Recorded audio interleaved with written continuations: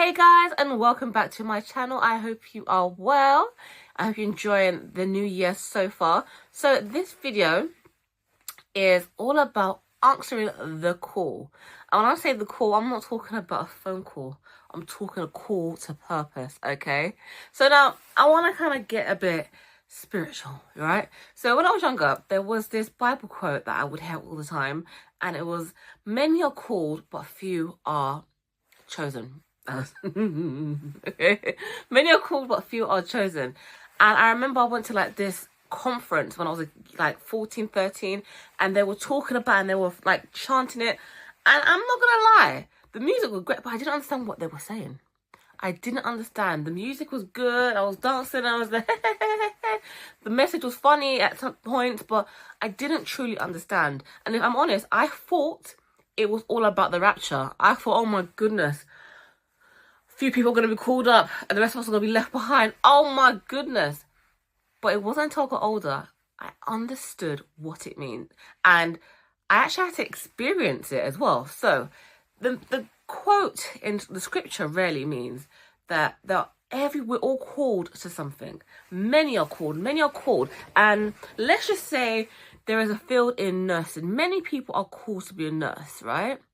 But some people don't answer the call. They end up going somewhere else, end up doing something else, and it wasn't what they were meant to do, but they end up going down another path. Or many people were called to write songs, but they thought, nah, it's not for me, so they never go down that path. Or many people were called to act, and some people went for it, but other people didn't answer that call. But the people that answered the call, they were the chosen ones because they turned up, right? So this quote recently came to me when I started to think about my journey when I first started Refresh Kits. Now, if you don't know, I have my own community interest company, more of a charitable organisation called Refresh Kits, CIC, where I donate hygiene kits to schools across London and also run hygiene workshops in schools, and especially secondary schools.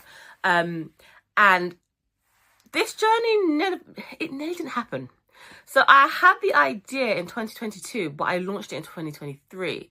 And I had the idea, sat on it, wrote it out, and I was like, I'm going to do this, and I never did it. But a year later, due to winning a competition, I was able to win the money. And I only did the competition because, that's another story for another day. But the reason why I did the competition, because it said like, pitch an idea and you win like 5k. And I thought, I can pitch an idea and get that 5k easy. And I thought the introduction meeting was the pitching bit. But that's another story for another day. I'll tell you how that goes. But as this competition was going on and I was writing and I wanted to like win, I remembered originally I wasn't going to use that idea. I was going to go for something else. But I remembered this idea. And I thought, this would be a great chance for me to birth it, because now I'm in a safe environment to actually write it out and learn. And I kid you not, within, let's say, 2 months of the competition, from the beginning to the competition winning, I ended up winning like £1,000 and going forward with this idea and birthing and going into a school. And it happened within like, let's say, less than 5 months, right? The vision was birthed. Now, funny enough, as I birthed this idea, birthed Refresh Kits, and it was still fairly new, I would have people say, hey, I actually, when I birthed this idea, I would always, like, when I would speak to people, they would be like, you know what, it's funny enough, I had this idea a few years ago and I never went forward with it. Maybe I should start it. And I thought, wow. And my sister would talk to other people and they would be like, yeah, you know what, I had an idea like that similar. Along the way, people would say, you know what, I was thinking of doing something like that years ago, but I never did it. And what's crazy is, I was like, if they had answered the call, if they answered that feeling of the call to do this, where would they be? Where would that organisation be? Would it have helped me when I was in school? Do you know what I mean? So that's what I was thinking. But now, many of you are probably thinking, what's the call? Is it like a phone call? Is it like a thunder from the sky? Is God using a megaphone saying, yo, wake up, it's time to go? Everyone experiences the call differently. Now, for me, how I know that I'm called to do something, it could be through just a knowing, just a nudge. You just feel like, hey, there's something in it. Like, it will just, for me, it will just download and it will drop into me. Or I have like I see a vision of it in my mind, like, okay, this is what I'm meant to do. And I feel like this is what I'm meant to do. So there's many different ways. It's like, have you ever heard of the term righteous anger? Righteous anger is basically what Jesus experienced when he was in the temple, when there was like, you know, they were gambling and doing all these things, and Jesus was like, you need to get up out of here because this ain't right. And it's the same kind of thing that we all have. It's that anger against injustice. When we see injustice play in front of us, how do we feel? When we see like, hey, you know what? The healthcare system is not right. It's not helping mothers. It's not helping this. What can I do? And people start birthing initiatives that are called into these areas to birth these initiatives. So I have a free PDF or a free little ebook for you guys to use, and maybe this will help you in understanding if I'm called into this. Is this what I should be doing? Is this where I should be like walking into? This is the call. So it's down in the description box below. Please download it. Tell a friend as well. Now, before I end this video, I want to talk about why many people don't answer the call. And one of the reasons is fear. If something seems bigger than you ever imagined, it's bigger than you think you're capable of doing, you tend to run away. And sometimes you subconsciously are running away. You're doing other things. You're distracting yourself with other things.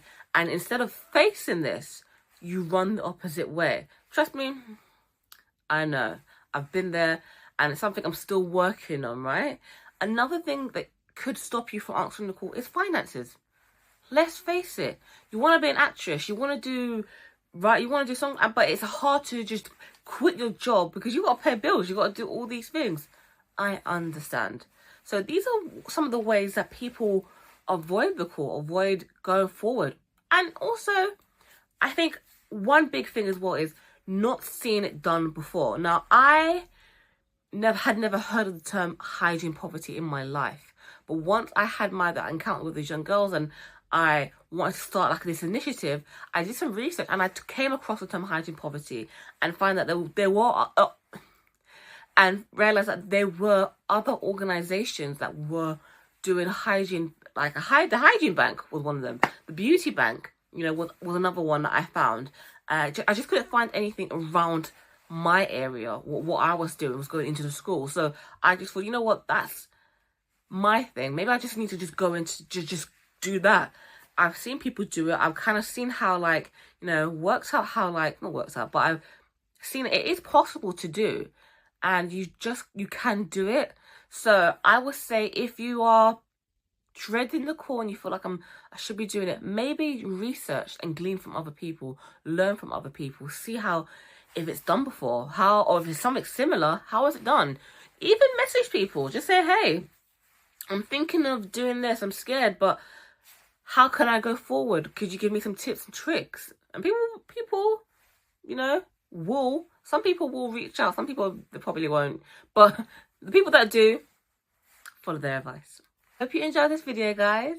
Please like, comment, and subscribe. And I'll see you in the next one. Bye.